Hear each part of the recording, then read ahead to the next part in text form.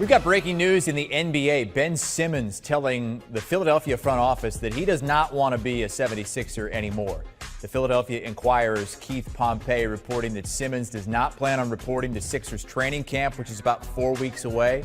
The three-time All-Star reportedly telling the Sixers front office that he doesn't plan to return and he is done as a Sixer. Simmons entering the second season of a 5-year deal worth $177 million, so that would complicate things. This is what happened on the court in the fourth quarter of the conference semis against the Hawks. Didn't even attempt a shot in Game 4, Game 5, Game 6, or Game 7, with the Sixers losing that series in 7 games. So let's bring in former NBA champion player and former NBA Coach of the Year, Avery Johnson. Avery, who wants out more, the Sixers front office from this contract or Ben Simmons from the Sixers? Well, I think they're both equally the same. I would lean a little bit more, Chris, towards the Philadelphia 76ers. I think this marriage is ended, is going to end in a divorce. Whether it's cordial or not, that remains to be seen. But this is a situation, and the stats showed it. Whenever you have a player that's making the kind of money Ben Simmons is making, and he doesn't even attempt a shot in the fourth quarter of a playoff game. I don't care if it's the first round semifinals or the Eastern Conference Finals, man. It just doesn't bode well. It saps the morale of your team. And it's just unbelievable that we're in an era of 2021 where guys don't even want to look at the basket. So I think psychologically there are a lot of issues, especially in terms of, how Ben functions offensively. Maybe he can overcome those in a new city, in a new home with new teammates. But I think this leans to more towards Philadelphia. Maybe Ben thought at one point he could have been salvageable, but the way Philadelphia's handled this in the offseason with their comments or lack thereof of comments, I think this is headed straight to divorce. And it just remains to be seen where Ben was going to land, especially with the amount of money that he has left on his contract. All that money that maybe Philly is going to eat some of it if they can just get him out of town. But if you're another team and you're thinking that he can help you, or maybe you think that you've got what it takes to turn him around, what would you be willing to give up for him in return? Well, I would be willing to give up, possibly a late first round pick, potentially. I wouldn't want to give up. I would protect it if it's a lottery pick. I would give up, maybe another younger player and a veteran player. But I try to salvage as much of my draft capital as I could moving forward. And even if it's not a first round pick next year, but maybe the following year, as long as it's protected. Because again, until Ben can show that he can perform and be more of a two-way player instead of just a defender, I don't know if it's worth giving up multiple first-round pick and lots of young talent. I've heard teams like Sacramento maybe wanting to get involved with a guy like Buddy Hield and a first-round draft pick or two. Maybe a team like Minnesota, potentially Golden State could be a good landing spot. I actually really like the Dallas Mavericks as a landing spot for Ben Simmons, especially if you can move Porzingis, slide Ben into that position. They could need some help solidifying their defense. So again, it's going to be pretty interesting to watch the next couple of weeks, especially since Ben has put the 76ers on notice that he's not reporting to training camp. So if you like him with Dallas, and we know your history there, you were a head coach of the Dallas Mavericks, a coach of the year back in the day. Put yourself back in those shoes, and Mark Cuban comes to you and says, Avery, we're going to go out and we're going to trade for him. And I don't care what you say about it, we're going to bring him in here. How would you go about then as a head coach trying to quote-unquote fix him when he comes to town? The main thing is I think, he needs a shooting coach that also have strong academic background in psychological and the mental part of the game, because this is not just physical. So I think you need somebody that's kind of outside the box, that really understands the mental approach, that understands, the anxiety that goes along with when Ben is in the game and he's hesitant about shooting, or if he's missed a shot, how he's going to recover from that. So again, I think there's somebody out there to help Ben. You got to do some research.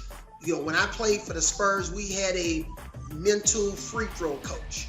When I coached with the Mavericks, you know, we had a full-time sports psychologist. So there are folks out there that are trained to help Ben get out of this rut offensively with wanting to be an offensive threat. And if he can do that, man, he's going to be really dangerous. But just to reiterate, you say at this time you wouldn't give up a lottery pick for Ben Simmons?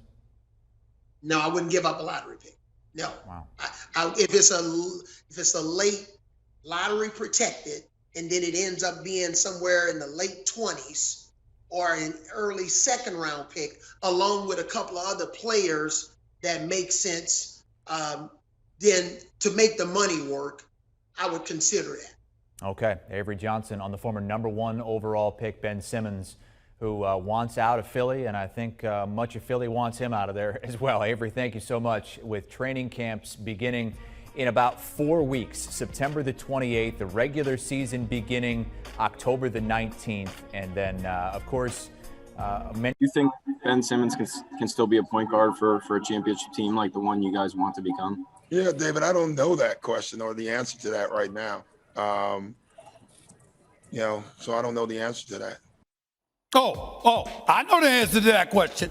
I know the answer to whether or not Ben Simmons is a championship point guard, and I think Doc Rivers knows it too. The answer is very simple.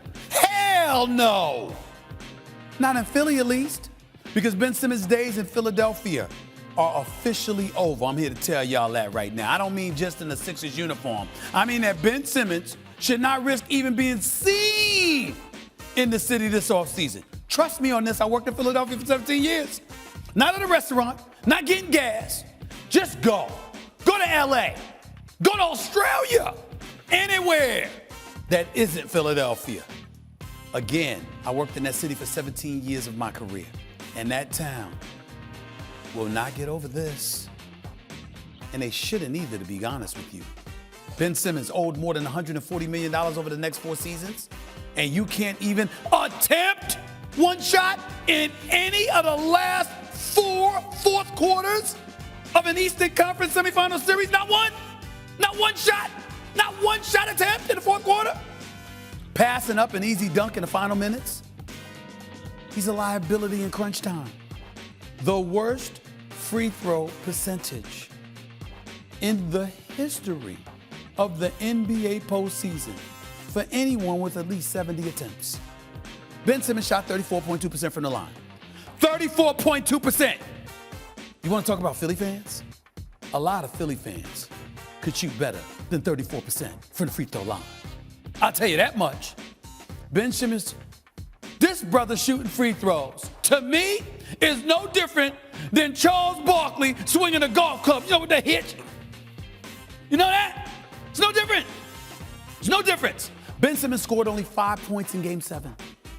Didn't even average 10 for the series. He's not on, it's not even just about missing free throws. It's not even just about not shooting enough. He doesn't shoot from the perimeter. You know why? Because he looks scared to shoot the basketball. And he's got $140 million coming to him over the next 4 years. Ben Simmons, because of what I just broke down to y'all, is finished in Philadelphia. They got to move him. The process has officially failed. Ain't no championship, ain't no chips anywhere. Now's the time to start the rebuilding process. And it's got to be without Ben Simmons. You use him to get the asset that a Joel Embiid needs. Because the way Ben Simmons is looking, by the time somebody helps him develop a jump shot, Joel Embiid might have gray hair approaching 40 years old. That's how bad it look right now. You don't have time. Ben can ball. He's only 24. Incredible asset on the right team. Golden State, Portland, somebody like that. But for these Sixers, he's got to go. He's got to go. He's left you no choice. Stephen A. Smith back with us here on SportsCenter. Stephen A., where do you point the finger when you look at all the issues from yesterday's collapse by the Sixers? Well, certainly you got to look at Doc Rivers because Nate McMillan is doing an outstanding job, and that's Doc Rivers' adversary, and he's overcome back-to-back double-digit deficits, which is something that's happened to Doc Rivers about 15 times in the last 11 years. So you got to pay attention to that. But in terms of the bulk of the culpability, I put it squarely on the shoulders of Ben Simmons and Tobias Harris. You're Tobias Harris. You're getting paid $180 million. Jimmy Butler walked out the door, went to Miami. You were supposed to be that dude. 2 for 11 shooting, not a single field goal in the entire second half. Last time I checked, you're about 6'8". You got a handle, you got a jump shot, you got an NBA body, you got some strength, you can get to the hole, you can get to the free throw line. Tobias Harris has been to the free throw line 9 times in 5 games. Now, somebody explain to me what type of excuse can that be? This is ridiculous. And then we get to Ben Simmons. Listen, I had this conversation with Doc Rivers at the beginning of the season. I'll say it again. I said it to him. I said it to everybody who would listen. Ben Simmons can't shoot, and as a result, that's why the Philadelphia 76ers ain't going to win the title. Because when your primary ball handling decision maker is not a threat to shoot the ball beyond 5 feet, that is a problem. And then when you take into account the free throw shooting, Ben Simmons has missed 26 of 39 free throws. That's 12 for 39 shooting from the free throw line. He's missed more free throws than the entire Atlanta Hawks squad.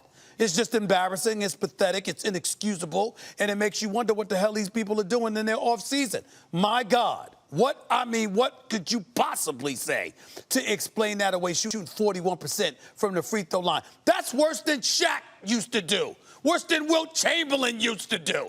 There's no excuse whatsoever. But that's what's going on with the Philadelphia 76ers right now, and I'm looking at Ben Simmons and Tobias Harris because guess what? If we're not talking about them in that light, then the Philadelphia 76ers ain't losing this series, period. But if you get to talk about them in that light, they're going home, and we will never forget. Never forget what happened in Game 5. No, we will not. It will sting for a long time, considering the way things are going and the way we saw Joel Embiid step up. And speaking of stepping up, let's go to a guy who had to step up last night because the Utah Jazz, the 1 seed in the West, now down 3 games to 2. Yeah. No Kawhi Leonard for the Clippers. It's Paul George. It is the real playoff P. What are you seeing from him and what he's done these last 3 wins?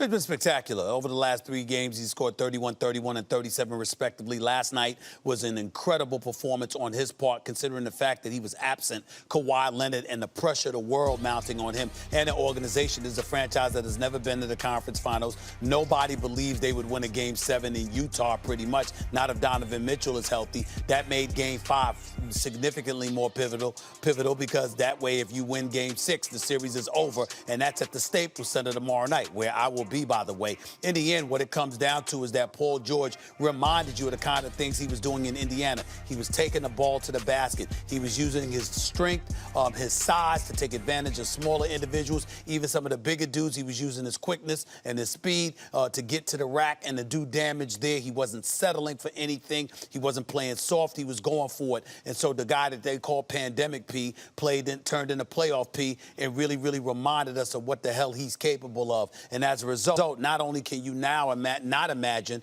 the Los Angeles Clippers losing this series because you can expect them to win tomorrow night based on what we saw last night, but not only that, then you've got the Western Conference Finals, assuming Kawhi could come back. You could possibly be looking at the Clippers going to the finals. And with the health being an issue in Brooklyn and Philadelphia, of course, and Milwaukee struggling to shoot from the free throw line, and so other stars like Drew Holiday and Chris Middleton not expecting much from them, the Clippers actually could win the championship if Kawhi could find himself coming back healthy and Paul George continues to play this way. That's how significant his performance was. What a ridiculous turnaround, too. Just a week ago, this team was down 0-2, and so many questions about the future of the Clippers with Paul George and Kawhi playing together. A lot of questions in Dallas. The Clippers advancing by knocking the Mavericks out in round number 1. In the last couple days, long-time GM Donnie Nelson out yesterday. Today, Rick Carlisle deciding to part ways with 2 years left on his contract. What's your take on what's going on with Luka's squad in Dallas? It's a mess right now.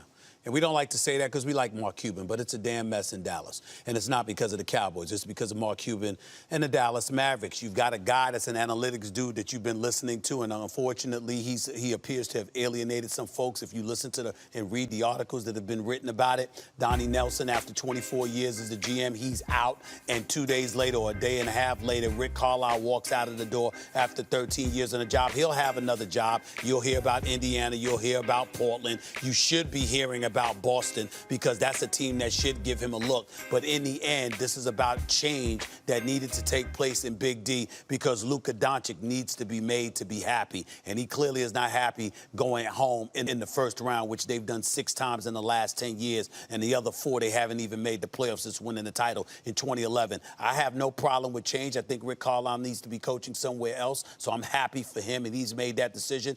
But it doesn't dilute the fact that Luka Doncic is not happy. Change needed to be made, and Mark Cuban shouldn't stop there. He better pick the right coach to coach Luka Doncic into the future, and he better find a way to get rid of Kristaps Porzingis because he ain't the secondary star that Luka Doncic needs in Dallas. They need